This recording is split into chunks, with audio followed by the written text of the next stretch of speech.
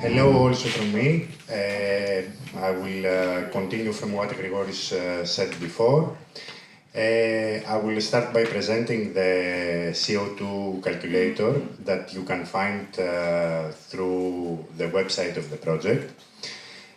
First, what I would like to say is that what this calculator is not. It's not a scientific CO2 emissions calculator. This is something that you can understand is very difficult to achieve.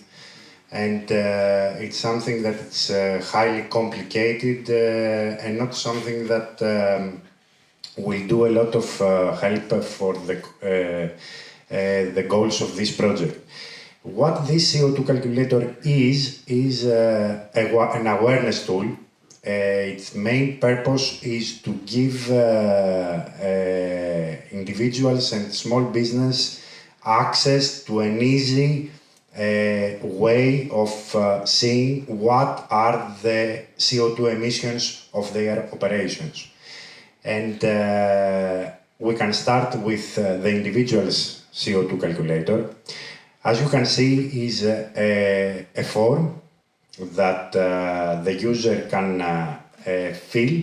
It's in segments, so each segment has different groups of questions that they can answer, and they proceed with steps. It's not something that it's really, it doesn't take a lot of time, and it's very easy for someone to fill up without having to resort to calculations that they are beyond of their abilities or their knowledge.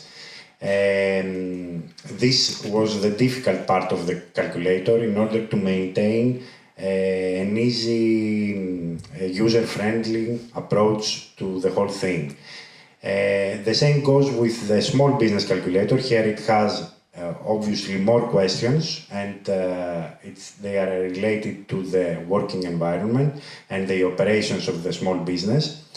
And after a user completes the form, they are presented with a graph that benchmarks their results with the average of all other results of all other users. So in the individual's calculator, it benchmarks against the individuals, and in the small business against the small business. This is this thing will clearly show to the user where they are against all other companies or individuals that they are in the same category. And it's something, of course, that it's free. They can use it whenever they want, as many times as they want. And what is important is that they can visualize and they can see what is their impact in the environment and how they can do it better. So, for example, if someone sees what is the CO2 emissions, he can take actions, he can go again to the calculator and see how these actions are translating to the CO2 emissions that they previously had. And the last thing that I would like to say is that after someone fills the form, they can download the PDF with all the data, and they can keep it as a history reference, so they can go again and see what they were doing and what they are doing now. So what I would like to say is go on to the site, try it, and see for yourself how it works and how they can help you in seeing what is CO2 emissions as an individual or a small business company. That's all from me. Thank you very much.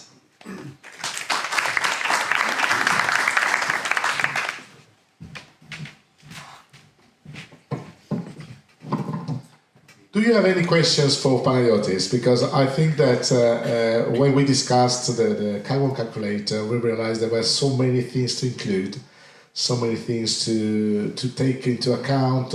We need historical data, we need real-time data. Please. I have a question.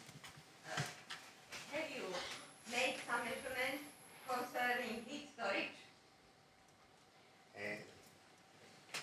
Yes, very good question. The way that we approached the problem, because as I said in the beginning, it's a very complicated problem to calculate CO2 emissions.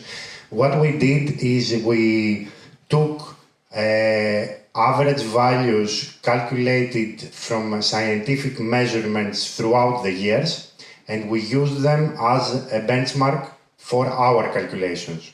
I mean something else.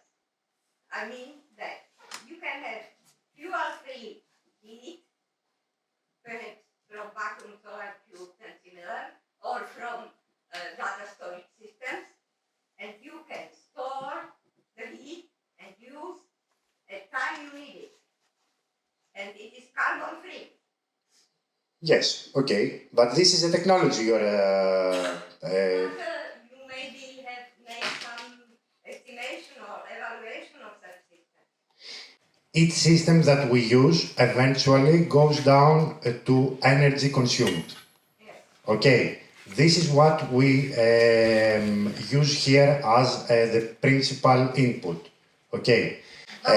How you want to go to net zero when you have no carbon-free source of heat? First of all, to explain again, this is a calculator. It's not a suggestion of which technology is carbon-free or not. This is something that the user has to find and use against this to see how they go to zero. This is the point of this calculator. It's not to show which is the proper technology. It's to benchmark and to show the way to zero. But each calculator is in reality stupid engine. It works only with the data you put in. Obviously, all calculators do that. Okay, I don't understand exactly the question. Thanks so much. I wondered if it includes the question, how many children do you have? Because that probably has an impact. Secondly, how many trees have you planted? Our friend Bremley probably has a big carbon footprint from lots of flying, but then actually a very negative carbon footprint overall because he's planting thousands of trees. I think those are really, really key things. And also, does it include anything on nuclear energy? If you had 100% nuclear energy, would that be included? So yeah, number of children, how many trees you're planting, and yeah, nuclear. Do you include those in the calculator? Okay, first of all, why these three things and not something else?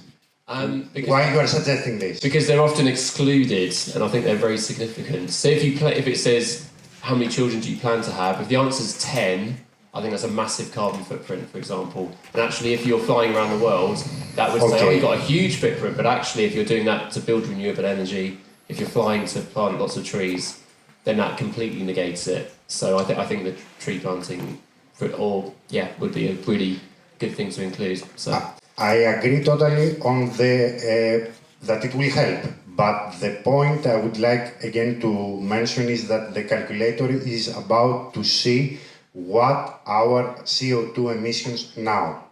It's not about what we are going to do. We see what is now, then, for example, we plant the trees and we go back again to the calculation and we see what was our deduction of CO2 emissions. This is the point. The point is not, as I said again, not to give you which action you should do. This is something that each one of us has to find out. The tool helps you see what was the impact of the actions that you took. Okay. As for the nuclear energy, is something that is very difficult, first of all, to calculate. And nuclear energy is something that maybe we use when we plug something in the wall. We don't know this energy, if it comes from coal, from solar, from wind, from nuclear. It's something that we take as electricity. Okay, nuclear energy is something that it's in a country level of, we cannot utilize it in a calculator. Okay. But again, the calculator is not to show which action you should take. It's after you take the action, what was the impact on CO2 emissions? yeah, that makes sense. Thank you. I think that's good.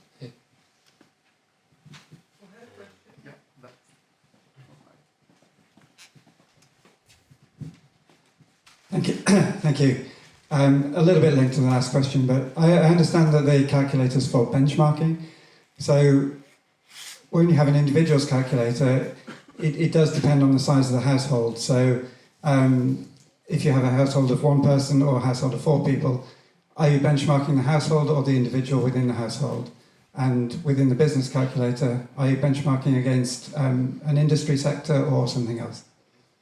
In the individuals calculator, we use the most common things that are easily measurable, because first of all we have to understand that for a calculator to work, as already mentioned before, a calculator uses data. If the data are not good, the results will also not be good. Okay. So we need to find a balance between the questions that we ask a user.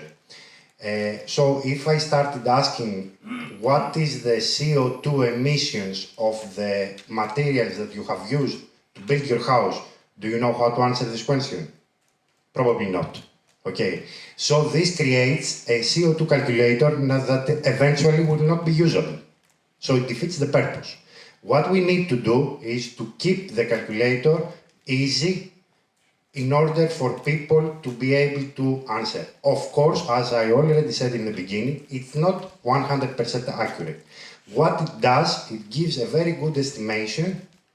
We have calculated that it's about 80% of the total CO2 emissions in order to raise awareness. This is the purpose. But also remember that it must be easy for someone to fill.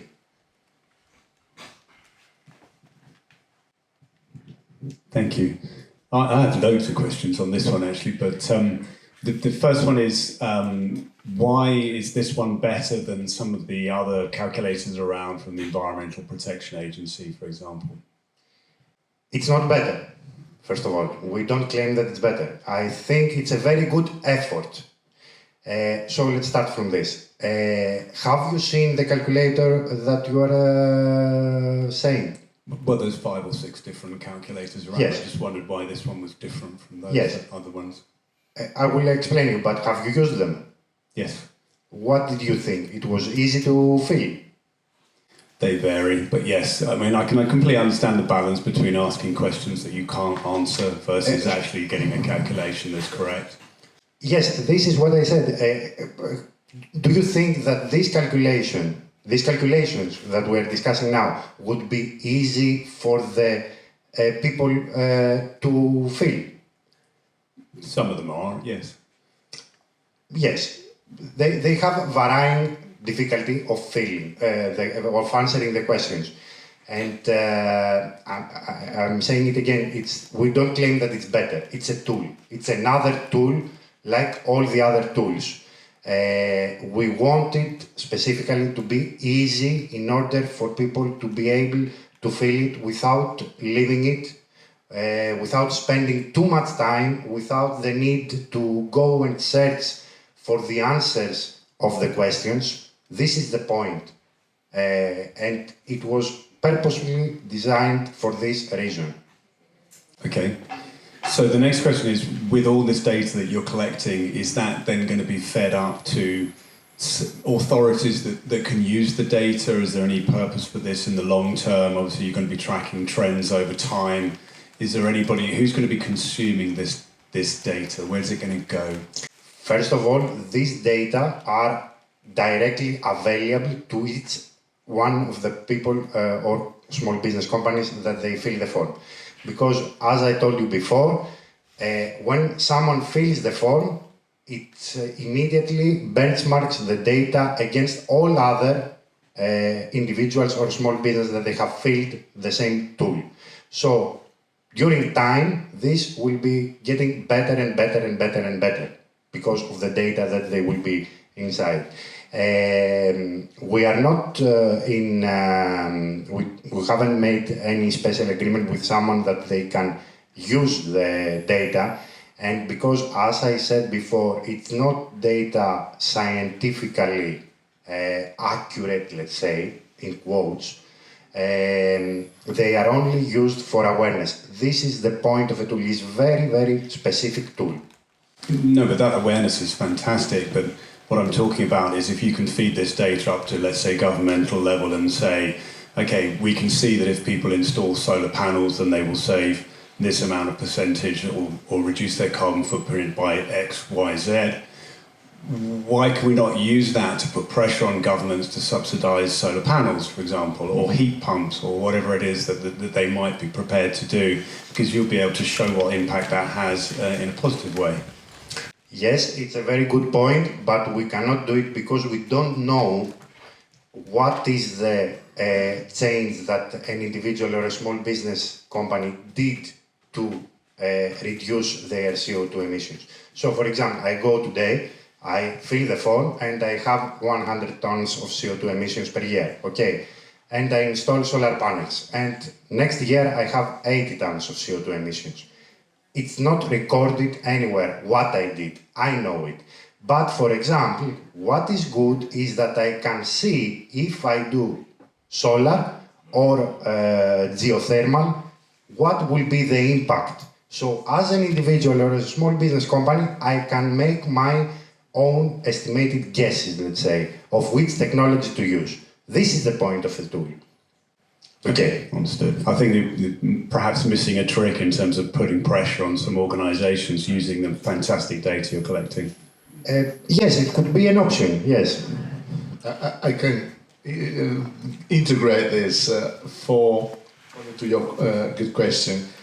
It's the fact that we've got two issues here. The first of all, that this is a project that is going to end. So unfortunately, when project ends, so we should create a new project to follow up on this, which is what we are thinking about. The other thing is, because it's a European project, we cannot make any profit out of it. It means that we should create a charity. I mean, there are so legislative implications. I mean, your point is absolutely correct. We actually, the effort that we made in the project is just to create this calculator that was, as Panagiotis said, to raise awareness, let's say, across people, individuals, and companies. Because if we're going to talk scientific about the accuracy of the data, we should take into account that just generating this data, it costs energy, generating energy, like Google and the other thing. So they're going to have an impact. So it's very, very complicated to go on that.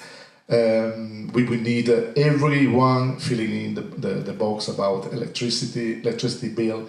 Now companies are obliged to put how much of every fuel they use, but that can change, every 6 months or every year. So to do something scientifically very complicated. That was more the idea of making people aware that every action that they take, every child that they make, like Simon said, may have an impact. So that was the goal of this project. Of course, we can think about some other project that can go more into details, and they could become a source of information from local authorities, for example, local governments. But we need a much more ambitious project. Our size of the project was not that big, so we couldn't go too much into details. And then, I don't know if some of you are aware, Erasmus Plus doesn't fund research, doesn't fund implementation. So we should look for other source of funding. I will discuss it later on in one of my speeches about what to do. And that in that case, we could think about create what is as a product, or could be a service, I don't know. Any other questions? Because I think, good. I'll just say from here, I think. So is there a kind of work going on to move to a common standard of calculators? I come from a background where we're looking to integrate a platform, with CO2 calculator into our platform. And of course, we don't know which one to use. Yes, this is exactly the problem that I saw when I started working on this project. First of all, to let everyone know, there are a lot of CO2 calculators. They have different approaches of how to perform the calculations and what assumptions do they make. And most important, that a lot of people don't realize, is that they use constants. This means that the results are never the same. I don't think that using or integrating CO2 calculators is something that's possible. My personal opinion from what I have seen. Each one of them, they have their, all of them have their merits and their drawbacks.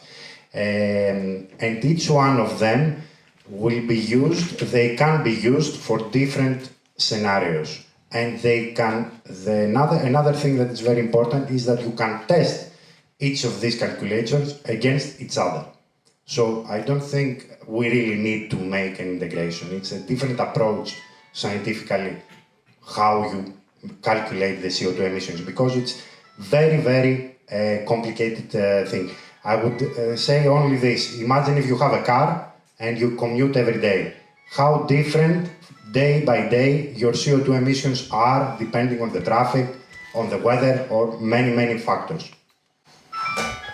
Yeah, it doesn't help people who are building platforms who want to integrate these sorts of calculators into their systems. At least a common standard, I guess, is really the end outcome, isn't it? To become a standard, how we calculate.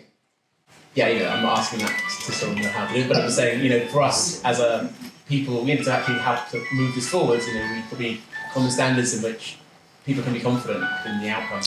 I think in some cases there are some standards on how its CO2 calculator calculates specific things. But besides that, everything else are slightly different. Yeah, thank you. Thank you. Any other questions about CO2 calculators, which is becoming quite an interesting topic because everybody of us has seen many of them. And actually, I was thinking, so it's better one or the other. The Financial Times created a game, the gamification of this, but I don't know. Yeah? Is there any... Yeah. I've seen a lot of these calculators, and a bit like a few of the other people in the room. What would be really interesting to me is to see a bit more exposure in how they work. And do you think there's any merit in showing how the calculations are completed, so that people can, for themselves, start to actually be educated a little bit on what's driving the numbers, and also maybe comparing the calculators? I don't know. Do you think there's potentially some merit in showing the machine behind the calculator, maybe to come sort of make some choices and drive towards a more common standard? It would be very interesting, but usually I don't think people want to see math.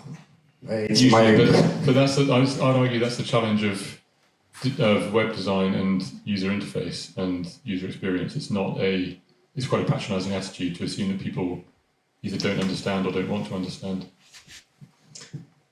Yes, but it would be, first of all, very long as a conversation or as a presentation to see how this works. And as I already said before, the key point in a CO2 calculator is the constants that you are going to use. Because eventually you are going to make some assumptions. It cannot be done in any other way. Because if you want to have 100% scientific CO2 emissions, you have to have a probe in the exhaust of your car 24 hours per day, or when the car is moving, in order to have accurate. You can understand that this is something very difficult. So you have to make assumptions. This is the key point. And in order to find the best values for these assumptions, we needed to have a lot of reading, a lot of research in order to find what exactly we can use and what will be the impact on the CO2 calculator. But yes, it would be very interesting for someone that wants to see how it works. Yeah, I think it's there's so much research there, and I think it's a shame that people. It's about trust, isn't it? And when people look at a calculator like this, they need to trust it and they need to understand it. And I think we haven't quite figured out how to give people access to research so they can understand what the constants are and they can make decisions without overwhelming them with data. But I think that's a really interesting challenge, and I'd be curious to know if anyone has any thoughts on how we do that. Yes, but unfortunately, this thing is something that is really difficult to do. Because if you want to really know about CO2 emissions, you need to read a lot, you have to be exposed to a lot of data. So I don't think a lot of people want to do that. And again, this was one of the reasons that we wanted to keep it simple, because it's a tool and we want people to use it as much as they can, without being troubled with a lot of data, a lot of questions, a lot of difficult things that they don't have the time or they don't want to do. We could use infographics, images which represented the mechanics behind it. That might be one way. Yes, it could be an approach. But it's something that it will be for a future. Any other questions? I just wanted to add a comment. Maybe we're focusing on the wrong thing here, because if we use this as a tool for us as an individuals, then we'll need something similar to use on a government level, on a municipality level, and so on, in order to track all of these things that we want to track. For example, that's why the topics of smart cities are growing as a tendency, and we see more and more technology invested in the city that can measure some of those things. So maybe we can here bring it more on a categorical level and think of this calculator as a tool for us, but we need to think also about tools for governments and for authorities to have as well, in order to be able to oversee this type of carbon emissions. That's a good point what you made, Martin. There is always something about the let's say the common opinion or common thought that when we are surveyed in some ways, we always think that there is a double scope or a second scope with it. Why they want to know how much? Maybe they want to sell me something, I don't know, to purify water and reduce my, unfortunately we live in this kind of society. We did this into a European project where I said we cannot make profit or anything. Was not an academic project either. So we tried to do our best to show a sort of objective results. But I think that all the discussions that we have made so far, I like them because it means that there is a hot topic. So probably we are a good audience, I don't know, but there is a lot of interest on this, and that's what I like. And probably we have to think about, create a new project maybe on this, and to go more into details about data collection, data management, data assessment, projection. So there are so many things to do. So, well, thank you very much. If you don't have any further questions for Panayotis, thank you, Panayotis. Thank you very much.